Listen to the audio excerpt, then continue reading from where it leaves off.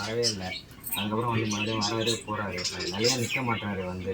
அம்மா யுவராஜின்னு உன் பாலகன் பெரிய கஷ்டத்தோடு உன்னை பார்க்க வந்திருக்கிறான். தொட்டது எதுவுமே தொடங்கலை, தானா போனால் வீணாக வம்பு வருதுன்னு சொல்லி உன்னை பார்க்க வந்திருக்கிறாங்க. அந்த பாலகனுடைய கஷ்டத்தை சரி பண்ணி அவனுடைய சுமையை குறைச்சி அவனுக்கு ஒரு பக்கத்துணையாக இருப்பேன் அப்படின்னு ஒரு உத்தரவாதம் கொடு.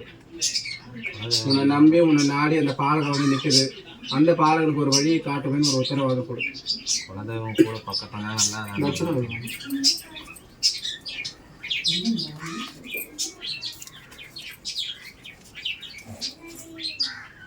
முன்னூற்றி ஒன்று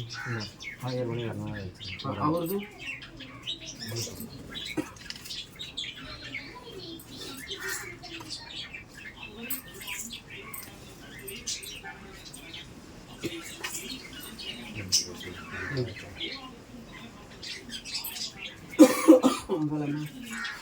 இப்போ வேண்டி கேளுப்பா. கை போட்டு எல்லாத்தையுமே சொல்லு. கண்ணை திறந்தே பாரு, அவங்க உத்தரவு கொடுக்கணும்.